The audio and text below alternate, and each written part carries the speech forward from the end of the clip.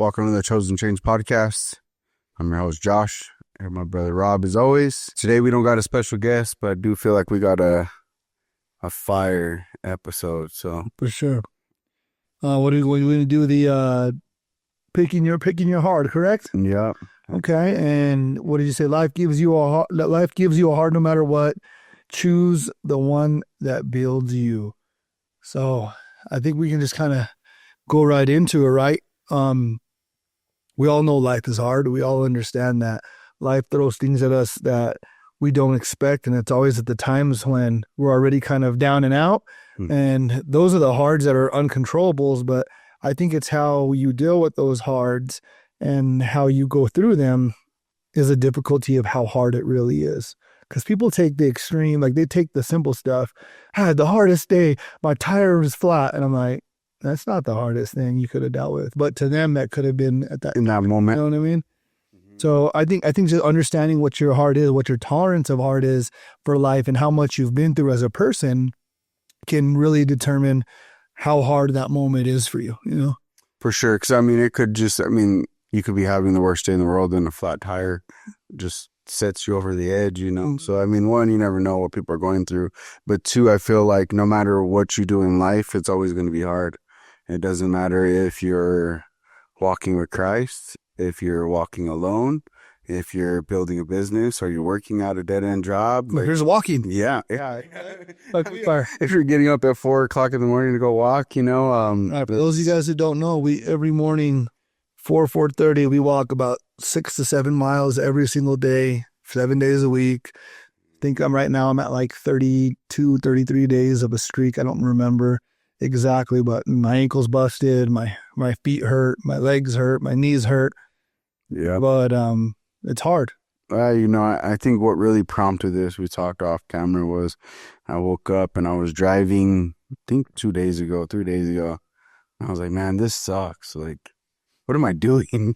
Like, I wake up, my wife's asleep in the bed, kids are still sound asleep, and I'm like, this sucks. But then as I'm driving, I'm like, as I get out of the house, right, I'm like, okay, this isn't that bad. You know, like, it's sitting there. And then I thought about it and I was like, well, pick your heart. Like, it's hard to be unmotivated and it's hard to go out every morning with the guys. But I think that are the guys and girls that have been going. But I think that's what makes it easier, and that's what makes it just what we're building there, you know what I mean, is the culture. Like, no one's really get left behind. No one, you know what I mean? Like, we're all in it together, right? We're all there at 4 o'clock, 4:30 in the morning. Yeah. If I was doing it alone, I don't think I would have. And my guess is, you know, the way I'm thinking when we first start, like, I get up, I don't get up easily. I don't pop out of bed like this motivated person. I get up kind of dragging, brush my teeth, I put on some clothes, and I'm kind of just autopilot. It's not until I see everybody, I put on the vest, put on the beanie, put on my gloves, and I'm like, okay, it's go time. And then we start walking, and it sucks, and you warm up, and you're cold.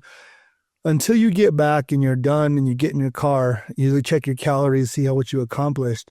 Then you feel good, like, oh, I'm glad I did that. But the whole time you're doing it, you don't want to be a part of it.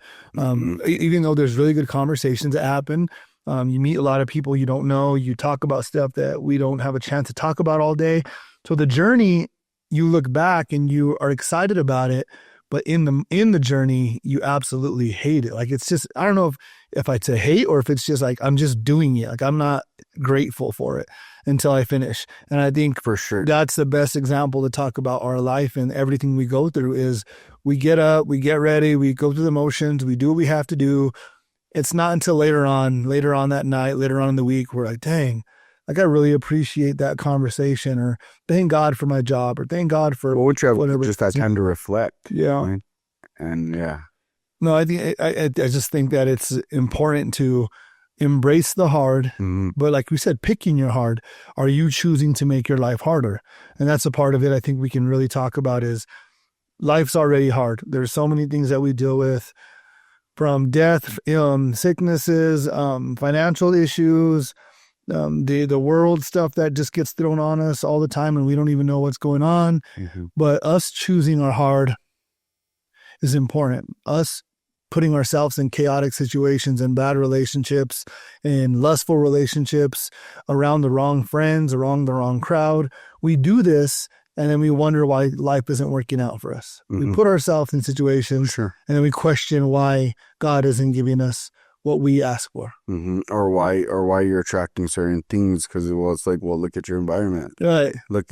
Look at who you're around, you know what I mean? And no shade to anyone, you know what I mean? Like at all, like majority of people are good people, but I just think whenever you want more in life and you know what you want in life, like you really have to surround yourself with those same people. Well, I think a lot of people are good people. Just because they're good people don't mean they're good people for you. Yeah.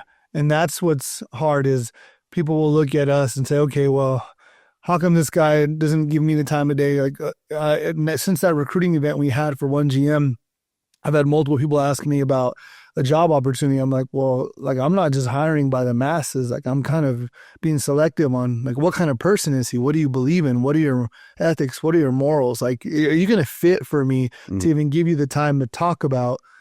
Or is it going to be a waste of time? Now, had they shown up to the event where it was talk to everybody, well, they could have filled the room because I would have been talking to a crowd, to an audience of people, not one-on-one. To take the individual time to talk to someone one-on-one and basically try to change their life if they don't want change is extremely hard for me. And that's a hard that I'm not going to choose. So yeah, is it me being exclusive? Is it me not wanting to just grow my business by hiring 100 people just because they'll bring in the numbers? It's probably going to hurt me. But if I can bring in 15 men or women that have the ethics and the moral compass that we have and believe in the same things, I'd rather ride out with those than ride out with 100 people who are on the fence, you know? Yeah, no, for sure. And I feel like just in that moment in time, they would have got the opportunity to at least speak and let you know, hey, this is who this person really is. Or maybe that person's not who we're looking for, but they have the vision. They want to be around it. And if they wanted to be around it, they would have went. Like, that's just one-on-one. Anybody can bullshit you, whether it's friends, whether it's coworkers, if anyone in your life, they're going to tell you exactly what you want to hear. I'll go on those walks with you. I'll definitely I'll go to church on Sunday. What time are the services? I'll make sure I'm there. And then they'll show up. And I'm like, why go all that extra mile to make things? Now it's awkward because I got to ask you if you want to show up when you never wanted to, or if you did, you only wanted to show up for me. Don't show up for me. Show up for yourself, you know? And that person that didn't show up, guess what? They chose a hard that day. Oh man, I'm going to let Rob down. And I don't know why I opened my mouth and said, I'm going to commit to this walk or going to church and feeding the homeless. Now I have all these things I got to do. Now I'm super busy. You're the one that wanted to do them all. I just said, okay, let's do it. I held you accountable. And now you're deciding that that's too hard for you. Definitely. No, I mean, it's hard to do whatever you're doing alone, but it's also hard to be at a company that holds you to a standard, that has a vision, that you may not fit that vision and you may not, you know what I mean? Like, and it doesn't matter how much money you're bringing in or, you know what I mean? Because at the end of the day, he will always provide for everyone and he will always do what you guys do. You know, I think the more money a person brings into a company, the more they feel empowered to go do it for someone else because they feel like they're a hot ticket. Or themselves. Or they want to start on their own, which in some situations, maybe that is the right move for them. If you're that good and you half butt everything in life, but you're amazing at sales and bringing a lot of money, yeah, maybe do it your way. Maybe your way works because I don't know how that person can do it. I know for me, if I'm not at my best as a person, if I'm not doing the right things, if I'm not good at home, good around my friends, good internally, there's no way I'm going to be good at my job because I'm my own worst enemy. I get in my own head more than I think let's touch on that, right? I mean, you want to pick your heart in business. Like one, starting a business is hard as it is. Yeah. But two, I think the one thing that you said a couple Fridays ago at the event was, I'm not good at everything. Yeah. And I understand that. So I'm going to bring people around me that are good. So that way I'm not walking in this alone because I would probably fail. Yep. I'm going to bring people in that know, hey, this person's good at this specific thing. That person's good at this specific thing. We work together and it just runs copacetically and it just runs together. Right. I mean, rather than trying to be greedy, trying to walk within your, like, you know what I mean? Well, people, I think owners and people that start businesses think if they take on more tasks, they receive more profit. And that's not true, because then you're putting yourself in a bubble of you can only do so much as you can control. So you might get 50% profit, but the traffic and the revenue you're bringing in is going to be lower versus getting half of the profit and blowing up the business time 10x, because you're able to put people in the right positions to be successful. Like in our business, we have one guy who's really good at organization. Cool. Secretary, really good at communication, the communicator. One guy who likes running the projects and is bilingual. Well, there you go. He has project man. Everyone has their own role Mm-hmm. that they naturally can fit in, and together we can all complement each other to have an organizational success versus the empire of one person having everything, all the accolades, all the money, all the praise, and then everybody works for that person. Yeah. Like that's not, I think this day and age, unless you're a big corporation that's already been established and you're just reeling people into your business, you're that attractive, I don't see how you could have that success unless you have a good team around you that you're developing to have maybe not the equal success, but as close to the success as you are. I could definitely see that. So how many batarangs did you pick before you chose to do it? No, number one, pursuing money. Numerous times. Number one, pursuing money. The more I sell, the more I make. That's all I knew. And then I'd go 4 days without a call and I'm freaking out. And do I find a job? Do I need to hop on to another company? Do I call some other roofing people and see what they're doing when we're all doing the same thing? It's just, you get desperate because you're just pursuing the dollar amount. The second is not starting a business based off of people's old successes in other professions versus giving them a new tool basket of things and how they could do it in this new industry. So if I took someone who was a good, server at a restaurant, I'm assuming they're great with customers. Well, they might be, but if they have no knowledge behind their customer service, now they're just a talker and a ranter with no tools. And they can't close nothing. They can't close a deal because all they're used to is serving. They were in a system. Or Get taking the food, orders. take the order, get the food, serve the food, repeat. Mm-hmm. They never said, hey, build this menu on your own and be creative with it. So unless that customer's like, hey, I want this, this, and this, then they're like, then okay, yeah, I got it. Well, how many serve when you go to a restaurant and we all do this. We're all food critics and we all critique servers like if we are the best servers possible. But first thing I do is I see how they greet me. I don't need the most friendly, but I need someone, hey, how's it going? My name is Josh. I'll be taking care of you tonight. That's cool. Number one, do they get you drinks? Do they offer you some appetizers? Do they give you a little briefing? Have you guys been here before? And after that, you're like, all right, this is going to be a good meal. I can already get a good vibe. I already tell this person's going to do a good job. They get you the drinks, they get you that. They ask you if you're ready for your order. Sometimes you are, sometimes you're not. If you're not, hopefully they suggest something like, hey, well, if you've never been here, I suggest these couple plates, whatever you like, but I'll be back. Cool, perfect. They come back in a fast manner. They take your order. They write everything down, because I think memorizing someone's order is a super skill. But if you're really busy, it's you don't have more pride or more ego if you memorize it versus writing it down, making sure the kids' plates are good. If your kids are allergic, no cheese, no whatever it is, and then they come out and they deliver exactly as they wrote down. And if they mess up, it happens and it's okay, they can look back. Oh, you know what? That was my mistake. Hang on to this. I'll bring it right back. My apologies. I'll take care of it. Oh, cool. I'm good. All that's a good experience because I understand people aren't perfect. Those are the ones I'm like, bro, let's tip them a little bit more. They did great. They went out of their way. They went out of their way to make sure I was taken care of, like it was their family sitting there. I love it. But then you have the bad experiences. They know you've been there, so they recognize you. So now they expect to coast. They're too busy that they're running around, that they're looking to the right. What do you want? Okay, I'm sorry. What did you say it one more time? And you're like, bro, I didn't say it wrong. You're just not locked in. So if you're not paying attention, your head somewhere else, or you could just see the distraughtness in their face. Like they're there, but they want to be somewhere else, off at work, at a party, at an event, whatever.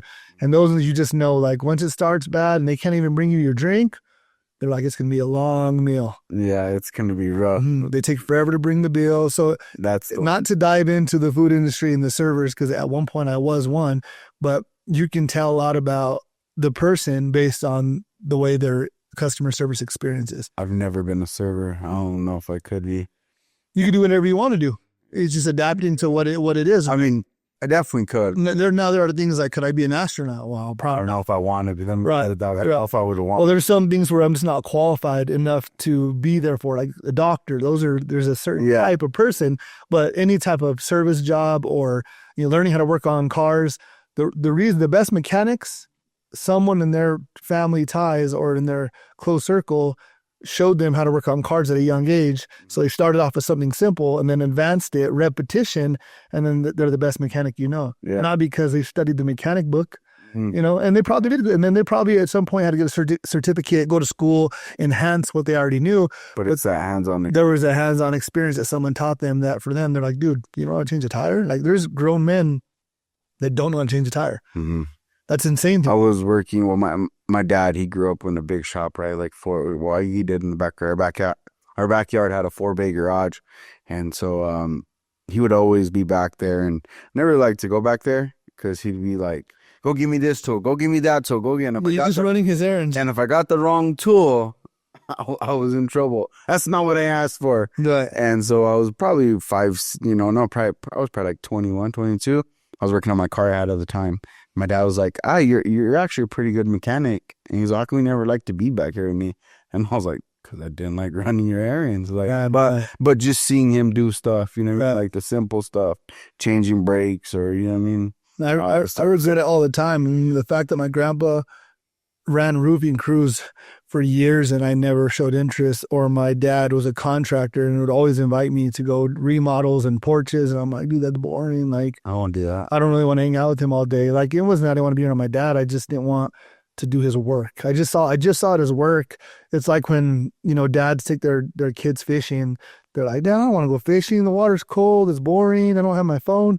What they're not understanding is the dad's taking them fishing just for that time together. Mm. But you don't see that Kid, until later, until they pass away, or remember that one time, Dad? And now that, I'm sure you have traditions in your little family like we do.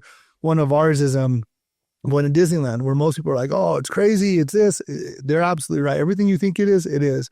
But for us, or for me particularly, I'm not the biggest fan. Like I can go once or twice and I'm pretty much good, but I know my family enjoys it. So seeing them happy and them in their element of just like enjoying it as 4 of us, all I keep thinking every time I go is like, how many years do I have left until we're in the same room, my possession, they're with me, they want to wear new gear, want to be around us.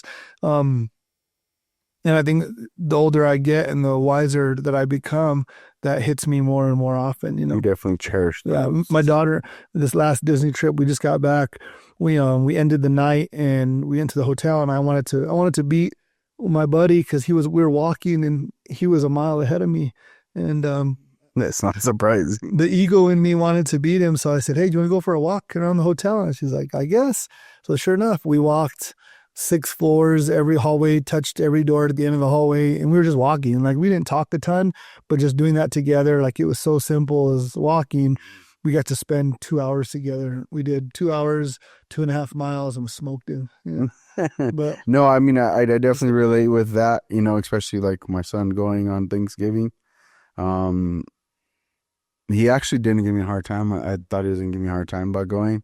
But he got up and, after that, I think it was just one of those things where I got to show him the man that he should be, you know what I mean? Or I'm trying to mold him into we want to unlock him. by example. Yeah. Instead of just me telling him, right? Because there was an instance where he had a kid, friend, because he just started driving like 3 weeks ago. And I hopped in his car one day and it smelled like weed. And I was like, this kid. So I call him right away, of course. And I'm like, hey, why does your car smell like that? And then he was like, I don't know. And I was like, no, like we're not starting it off like this. Yeah. Are you smoking? And he's like, no, you can test me right now. And I was like, okay, well, who is it then? He's like, oh, it's this kid that I pick up. Like, he has to walk 3 miles to school in the cold. Like, I feel bad. And I was like, well, you tell him, like, he don't get in your car like that. Like, he can do whatever he wants to do in the meantime, but don't get in your car like that, because then, it falls on you. Probably like a week later, I got in this car. It's still the same smell. And I told him that day, I was like, all right, like, I'm going to take away your car. Like, either you fix it or I'm going to fix it. Right. And I told him, you don't need to be hanging around with people like that. I was like, you know what I mean? Like, you you show me who your friends are, and I will tell you who you are. I told him because of the moment. It just takes one time. He comes in, hey, can I just smoke this little roach? And then before you know it, oh, you know what I mean? Like you're smoking, and then now you fall into the habit. Like I've been there, I've done that. Like I've had friends that smoked and drank all the time. Like, and again, not saying that they're bad people, but it's just not what I wanted to be around no more, you know? And so for him to walk with 15 of us and just to see an example or examples of what life could be if he just works hard, I think that was very eye-opening for him. And we had that conversation on the way back, and I told him, look, I talked to you about choosing your friends.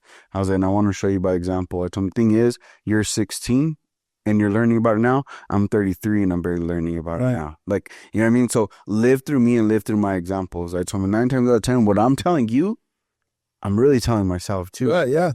That's the part as the parent I need to be. Like, I didn't have all the guidance. I told him, so I mean, again, it goes back to pick your heart. Like, do you want to be around the kids that are in all the males and doing all the bad stuff, and then, you know, hopefully they don't go to jail or they don't go to prison. But if they do, like, that has to be hard. And then I think even in situations like that, because that's a good thing to talk about, because a lot of the times people will be around bad influences, but they're the minority. They're the one that does the right things around the bad people. And the reason they like being around the bad people and being the good one, because they're better than them, but not doing better than they could be. So it's a hard situation to be in, because it's like, well, I don't do the drugs. They're drinking. I'm just driving them around. They're drinking. I'm not drinking. Does that make you better than them? Or are you still part of guilty by association? You know, if you're around, you know, 4 people that are eating bad, but you're going to be there with your meal prep, how many days until you break, until you're like, you know what? Let's just all eat the same. Let's just all eat a burger together, because it's just a burger. Just one time. It's just a burger. One time. It's just a burger. I'll run extra miles.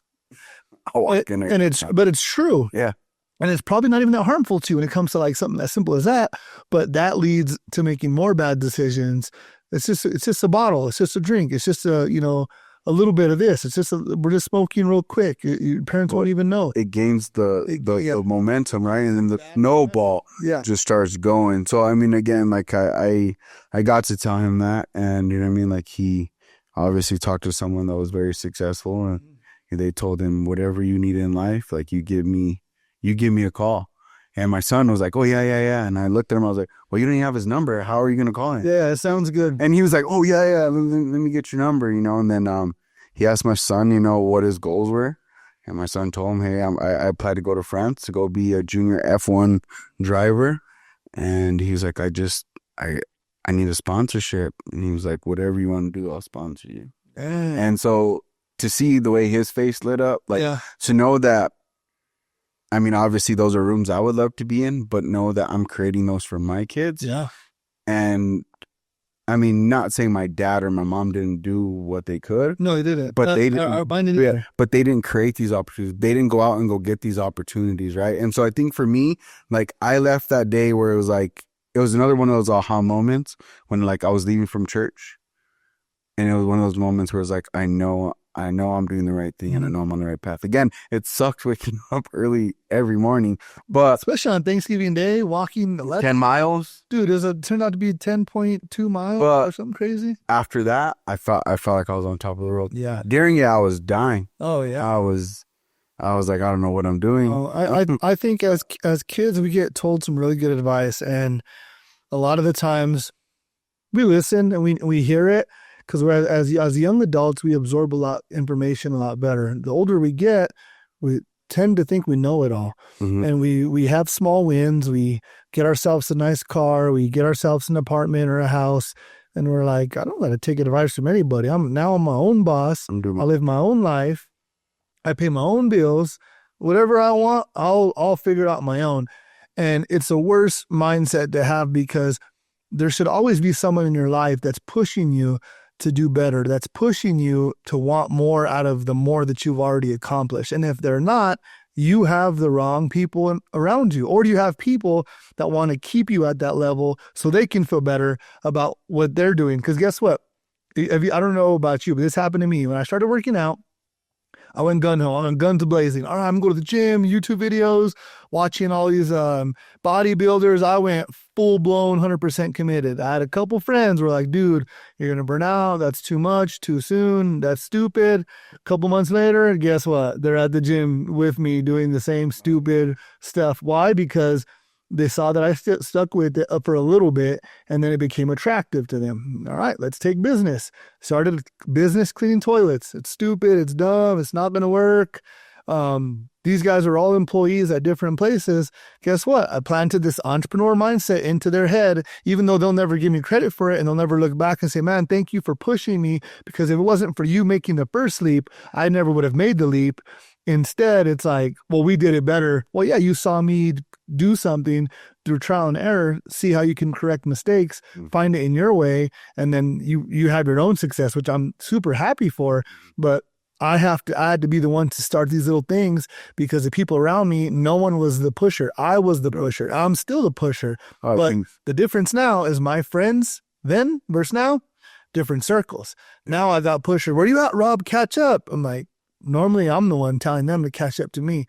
Now I have people in my life that, not because of the money success, but because of the way what their dreams and their goals are, they're the ones that are trying to get me going. And I'm fired up, and I'm now the student again, and it's a good position to be in. I don't always want to be the cream at the top of my pot. Like I want to be at the bottom, man. Let me figure out, like, don't teach me, don't give it to me. Teach me how to fish. Show me. Well, I think that's the thing, right? It says if you're in the car, and you know more than the four people in the car, you're in the wrong car. But people still will stay in the same car, bro. No, I know. It don't make sense to me. I've been there, and I can say I'm definitely the pusher, or I was the pusher, and the people I hung around with, or even within my own family, counseling, quitting my corporate job, like, you know what I mean, doing this. Well, why? And then now it's like, oh, you make some extra money on the side, like, I kind of want to do that. Or, hey, I just want to say, like, you really opened up, you really made counseling cool. Mm-hmm. Like, I want to go to counseling, you know what I mean? And those feel great in that time, but as the pusher, it's lonely as heck. It is, because then you have no other limit to reach, because you feel like you are the like the example. Yeah, no, for sure. When even at my highest before, like no disrespect, but I was in shit. I was nobody. I wasn't doing anything. I thought great, but I thought in my head, well, I'm doing better than my 4 or 5 friends, so watch me succeed. Now I'm like, dude, I'm just getting started. Like, I'm legit just getting started. No, and I think that's I'm definitely getting that. I'm definitely getting that fire back again, and that is starting to really burn. And just like I said, waking up at 4 o'clock in the morning, getting it done and over with during the day. Like, I wake up as soon as I get home.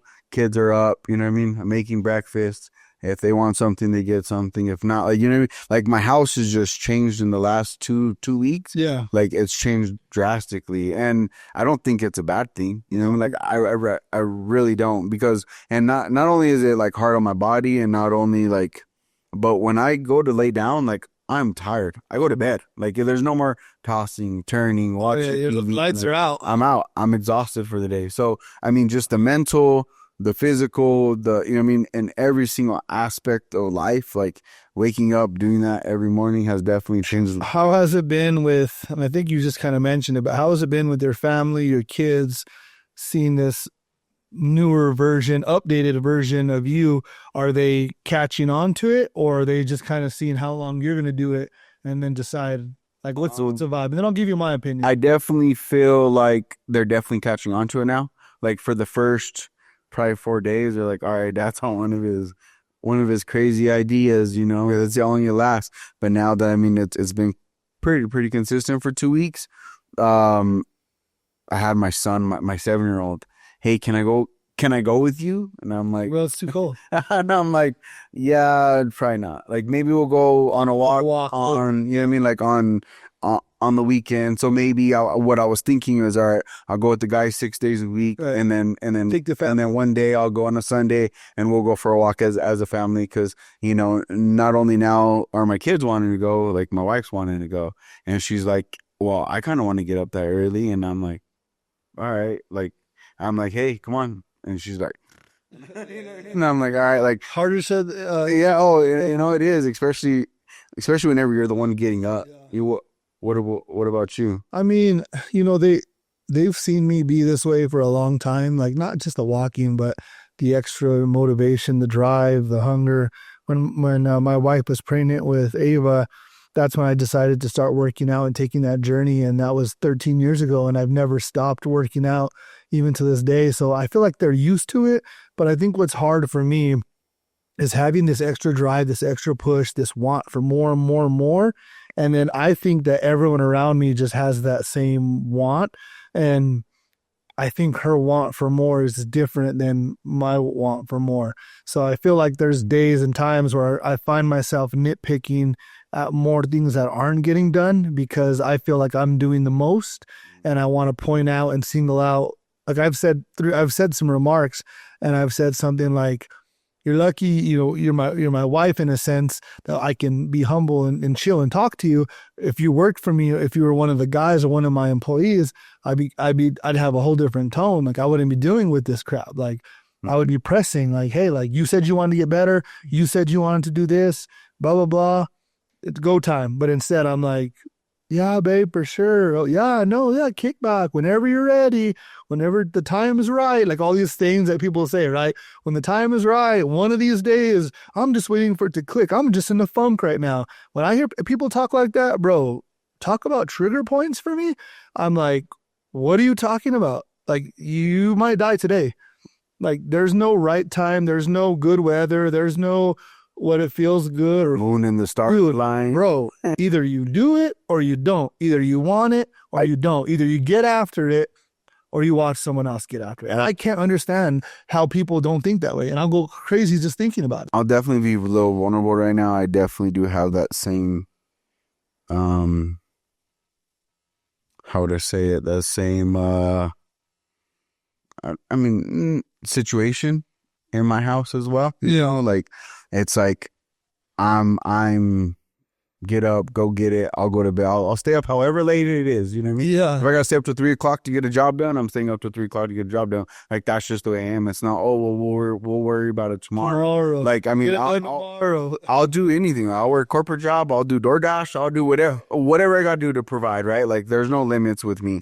But one moment, my wife had to tell me, she's like, "I'm not you, Josh. Stop pushing me to be you." And honestly, like at that moment in time, it irked the heck out of me. Yeah. But as I'm learning, you know, and as I'm becoming a new man and as I'm walking with Christ, like I really instead of me snapping and being like, no, you can do it and you're going to do it. I'm like, all right, well, let me remove myself for a little bit. Let me process everything and see what she's really telling me. I'd be saying that lately too. You're lucky I'm more Christ-like these days, because the old me would be saying some radical things. No, for sure. You know, and I grew up with tough love, though. I grew up with a mom that was like, if you want something, son, get it. You see that coffee table? It's $200. If you work hard, you can get one. But this is my coffee table. If you want one, you go get your own. It was never like, son, I'm going to pass you down all this stuff. And I'm thankful because when she did that to me, and made me realize that it was her stuff, not mine, how hard she worked for it, and how much everything was.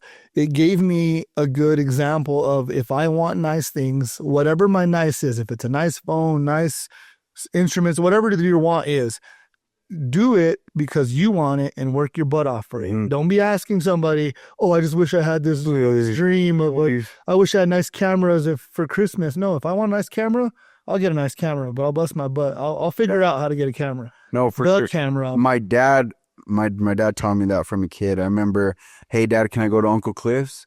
And he's like, yeah. And I was like, cool. I just need like $60. And he was like, cool. And I was like, well, like, you know what I mean? Like, you're going to give me the $60? And he was like, you see those weeds on the side of the house? Yeah. You better go cut those. He said, because that $60 ain't coming for free. And in those moments of times, I hated it, right? Like, why couldn't he do, like, I know he has the money. Why couldn't he just give it to me? And now I'm like, all right, Dad. Like, you know what I mean? Thank you, because appreciate you. Without my dad doing that for me, I don't know where I would be. And now, like, that's the biggest thing I'm instilling in my kids is that nothing's going to be given to, which, I mean, they know a lot less than what I did, because I'm more lenient as a parent. Yeah. But definitely like bigger things. Again, like my son works. He bought his TV broke probably about 4 months ago, and he was like, "Hey, Dad, my TV broke," and I was like, "Well, you better go get one." Like, I don't know what to tell you. And he came home, got like a $300 TV, and like inside of me, I was like, I just told this kid to save his money. Like, you know what I mean? Like, what? Like, it bugged me. Yeah. But then again, me sitting back and not saying nothing, not snapping on him, I sat back, I thought about it, and I said, well, you know what? He could have done a lot more money, or he could have bought a lot worse things with that $300 than buying a TV that I told him 4 months ago, if you want it, go get it. Like, Which is another thing that people do is people will buy something that they want, and then someone else will be like, oh, I would never spend that kind of money on that. And I look at people and I'm like, well, that's not what you wanted. So how could you, like, there's like sports cars. I'm not a sports car guy. I like nice trucks. And their sports cars are super expensive. But I've seen guys buy some like dope cars, soup them up, do all this crazy stuff. And I'm like, bro, like, I don't know if I could put that much money into a sports car, but I'm not into sports cars. But then I got into guns and I'm like, if I buy one gun, I'm good. No. Once I bought one gun, I realized I had to have 30. And the point is now it was not the value. It was because I wasn't into it. So then I don't respect what it was. yeah. So, but we try to make ourselves look better by saying, well, with Josh, buying all that clothes to put his brand on it? I would never do that. I would never start a clothing brand because I'd rather clean toilets and make money right away.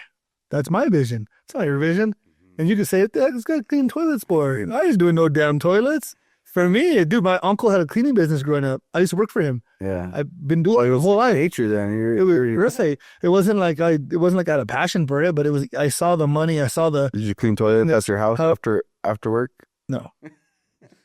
Those don't. I already do that. Those don't pay. Those don't pay the bills.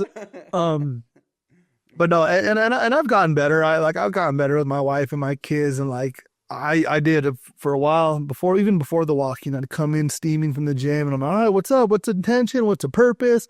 What are we doing today? What's the drive? The bed's made, blah blah. And I know my wife's like, bro, this dude is hurry up. Like, if you just hurry up and get ready, get out. He get out of here with all his Les Brown motivation, then we'll be good. But I'm like, it was hard for me to come back home to a bunch of living. Like, this is my opinion at the time, living dead minds. Yeah. Because you can be alive and be dead. You can be alive and just be in like robot mode of like, oh, it's the holiday season. Bro, what? That's going to be over. We're already December 3rd. By the time this episode comes out, we're 2 weeks away from Christmas. And then guess what? Right after Christmas, New Year, new me. Everyone starts this new journey.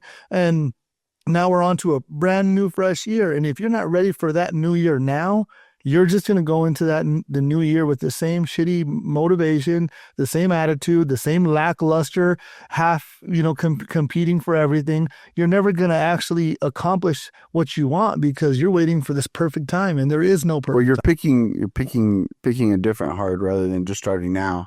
Like, it's never going to get easier. It's never going to get better. It's never going to be the right opportunity. Like, what if money? Starting now. This morning, me and Dart talked about it. And I said, you guys want to, you're going to come start working with us, and some other guys are. I said, you guys realize that all the problems that we are dealing with now are just going to amplify when you make a lot of money. And they're like, well, no. Yeah, I know. Pay my bills, pay my debt. No. I can make sure my wife's not working. She could be home with the kids. Bro, you're still not fixing anything. No. Like, you're just putting more pressure on yourself, and you're providing more resources to be more sinful, to do more things. We even talked about, like, this is very different conversation for different podcasts, but I'm like, even us as men, like, look at the stuff we look at. The stuff that we look at on our phones when no one's around, it's just us, and we're erasing history, we're deleting tabs because we deal with it on our own, thinking no one's holding us accountable because no one is, but God is. And we still do it knowing the consequence that we shouldn't be doing something. That's just as equal as drinking behind the building, or smoking in your car, or lusting for other women or men, whatever you're into. It's the same stuff. Like, just because someone don't know you're doing it doesn't make it right. Yeah. You know what I mean? Sure. But those are when I talk like that to people, one, I'm always saying it because I hold myself accountable, but I can tell the reaction because no one's ever talked to them like that. They don't want to talk about the hard, the real hard. I mean, people don't also understand, like, whenever they said more money, more problems, like, it Well, was to Mace. it was 100% true. Like, I mean, I've had money, you know what I mean? Like, in it, yes, but then it's like, okay, but then my lifestyle changed. So it's like, okay, now I got to keep up with this lifestyle. I got to do this. I got to do that. You know what I mean? Like, so, I mean, yeah, money definitely can fix a lot of things, but it can also ruin more things than it could probably fix. You know what I mean? Because it's just there's so much there. So, um, I think the next topic I kind of want to touch is just walking with Christ and walking without him. Because I can say, oh, or I think everyone can say, well, it must be easy because you go to church and because you go to Bible study and you read your Bible every day. And honestly, I'm finding out that it's probably a little bit more harder. You know what I mean? Like, now that I'm been baptized, now that I've been in the church, and do I look at it a lot different? Oh, 100%. Because if I had the battles I have now that I had, or, you know what I mean, 6 months ago, Yeah. I would have folded, you know. And I think just the biggest thing for me is it's hard, but I've learned to surrender, and I've learned to just be like, whatever it is, like, it's yours. You already know what my outcome is, so why am I going to try and alter it? Why? Because every time I've tried to interfere in my life, and every time I try to steer my life in one direction, or I've stressed about it, like, I probably have screwed me up a lot more than I've helped myself. Yeah. You know, rather than just being like, all right, like, everything's gonna be okay. Like, regardless if I lose everything, like, it's gonna be okay. But isn't that hard to actually say that and believe it? You know? I'm. You asked me 6 months ago, yeah. Yeah. Today, I'm finding that it's a lot easier just to be like, whatever is meant for me in life is meant for me, and whatever is not meant for me in life isn't meant for me. And I'm okay. Like, I lost I lost a really big job this weekend, you know, that would have came right before Christmas. Yeah. And my wife was like, well, aren't you mad about it? And I was like, no. And she was like, well, why not? I said, because it wasn't meant for me. God didn't give it to me. Like, there's something else out there that's bigger and better. Now I know that my name is being brought up in places that, you know what I mean? Like, I never thought that they would be with the government, you know, but it's just, I think it's just the way you look at things, Yeah. and the way you're able to surrender things. Like, okay, that just wasn't meant for me. I mean, it's really, definitely, I've been a lot better in that. Like, either people leaving my life or entering my life, or opportunities or contracts or estimates that don't go through. Like, majority of the time, I'm like, listen, whoever God has intended for me, God will provide. But then there are times where Oh yeah, I'm like, I'm doing everything right. I'm living by God's word. I want to be a better person. I'm not perfect, but I worry. I have negative thoughts for sure. And I'm like, am I a hypocrite? Even though I'm believing God and I know that God will take care of me, is there a reason that I still have doubt? And that's the answer. And that's the kind of the defeat that I'm always trying to figure out. Like, I don't know why, because you would think it'd be a lot easier to just let the walls down and rely on God for everything and everything as it works. But at the same time, there's some application behind it. And I think I just struggle with it. You know, I struggle with it. I definitely do struggle with it too. I'm not, when I'm saying that it became easier, like, I just let it go. Like, but I mean, there's times where, like, I'll spend a couple hours stressing, and then, like, I'm like, what am I stressing for? I think what I don't do anymore, and I used to do, is I used to panic about, like, bills or something. And I start calling people trying to get, like, these mini jobs or, like, new opportunities, or like, hey bro, do you need help with your business? Hey man, is anyone hiring? And I would just try to do these, like, emergency backup plans just to make my anxiety feel better for that night. And even though none of them ever worked, it did make me feel like, I'll figure it out. I'll always figure it out.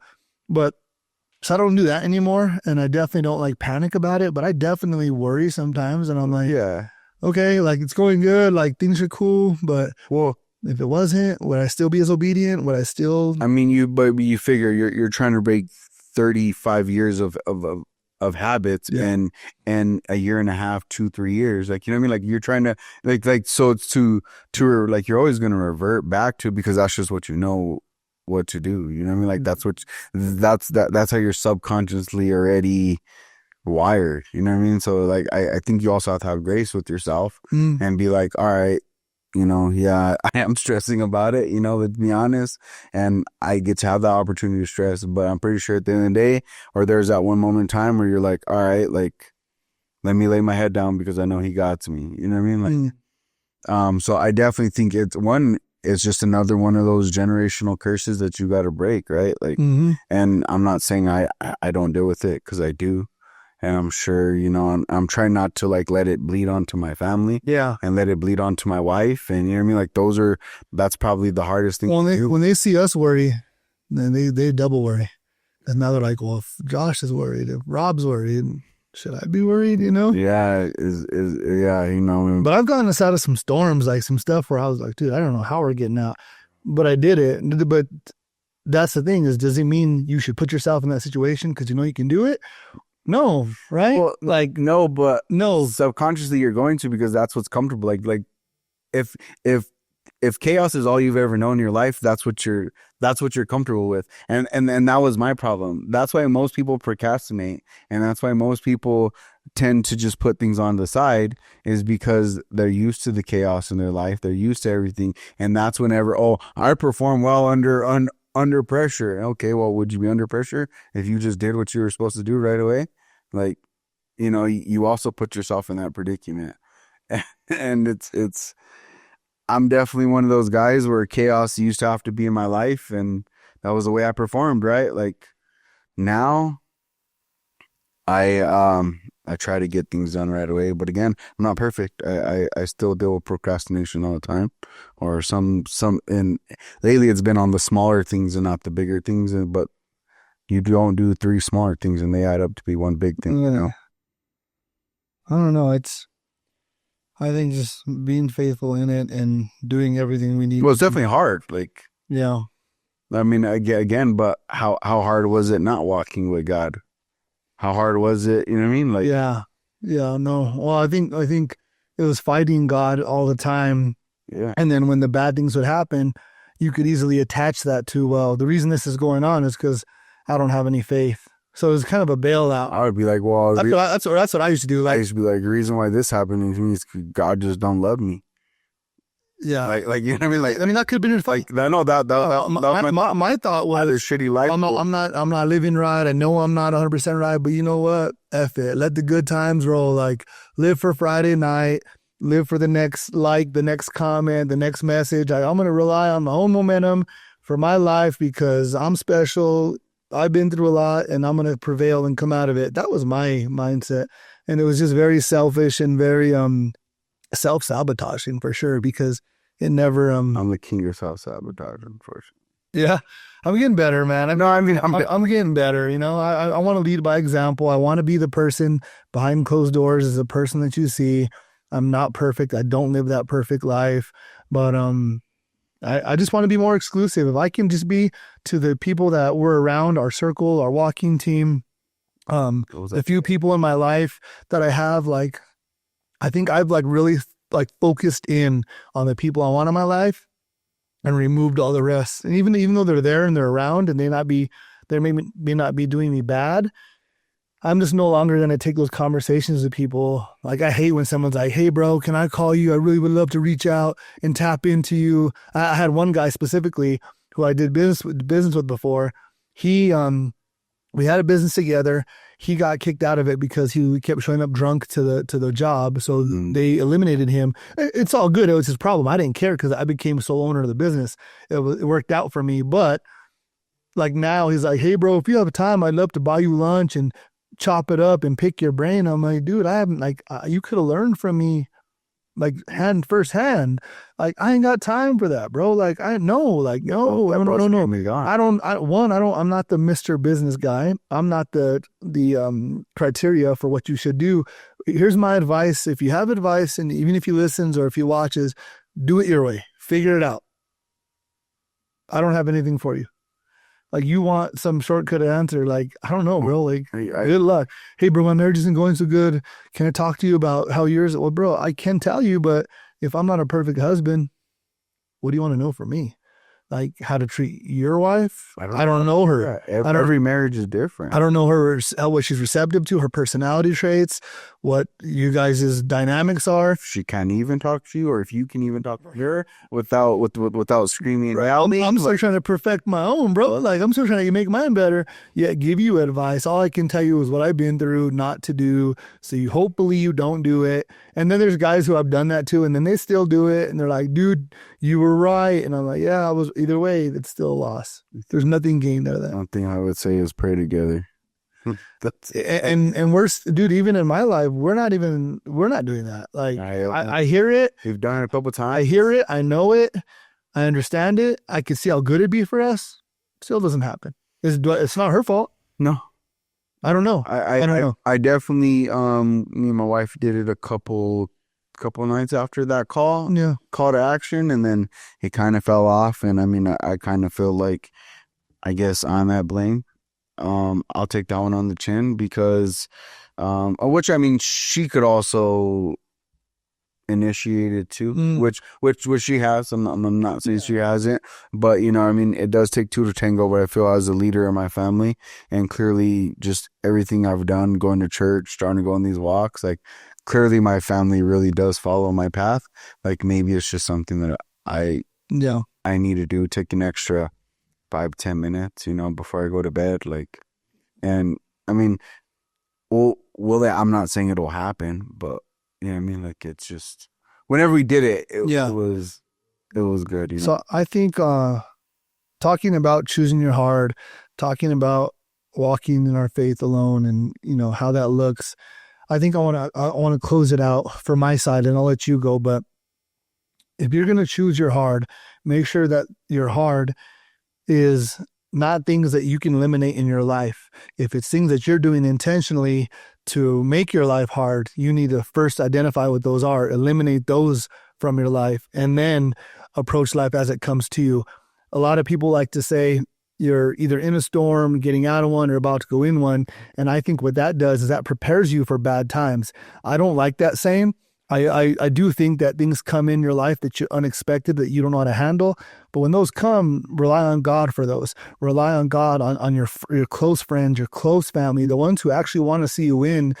Let them guide you through those moments. That's the ones that are going to help you in the storm. It's going to be a team. It's going to be a community of people. It's not going to be just you thinking you can outlast the storm and everything's going to just be okay because you made it. Survival is not the answer. It's what you learn from every lesson you go through. So that would be my kind of gems in this episode is pick your hard. Don't make your hard any harder than it already is. Be faithful even when it doesn't look like it's given to you or it's giving back. Stay in the race. And I just pray for everybody. I think for me, life is hard no matter what. It's hard to be in shape. It's hard to be unfit. It's hard to walk alone and cry, or to walk alone. It's hard to walk with Christ. I think at the end of the day, the choice is yours. And that's what kind of comes back down to this podcast is it's your choice to change. Mm-hmm. I've walked alone plenty of times, and I can say now that, you know, we're definitely building a brotherhood with 13 people, again, waking up at 4:00 in the morning and doing hard stuff before you're even wiping the crusties out of your eyes is definitely easier to do with them, because if I was alone doing it, I wouldn't do it. I'll be honest with you. I don't have that discipline. I'm not that kind of person. But I think it's hard to find the wrong friends, and it's hard to find the right friends that want to breathe life into you and that want to just want more for you in life. So again, if you are not in the place you want to be, you are not in the place you want to be mentally, physically, spiritually, whatever it is, like the choice is yours. The choice is yours to change, and you pick your heart every day. You pick your heart to pick up that bottle, or you pick your heart to kick it, and one heart is going to be harder than the other, but what is it going to be in the long run? So I think that's definitely how I will close it. I do want to have one verse, and then that's it. So the verse that I'm gonna I don't know how to say this name. Maybe, Where you at? No, I pulled it on my own. What, do you know how to say that? The one on the bottom? Galatians. Yeah, was that Galatians? Yeah. Sorry, I have dyslexia here. So You're good. Galatians chapter 6, verse 9. Let us not become weary in doing good, for at the proper time we will reap a harvest if we do not give up. I think that again goes into your heart. Like, it's hard to do when you're in the middle of doing all the good things and doing all the things right. You're definitely going to have more challenges. But if you just stick to the script and you stick to doing what you're meant to do, everything else will flourish. Regardless, whatever you're trying to accomplish, everything else will come. Amen. I totally agree. We'll keep figuring out this life day by day, walk by walk, step by step. Yep. Well, remember, we are chosen to change. You have the opportunity to choose change every day. We'll see you guys next week.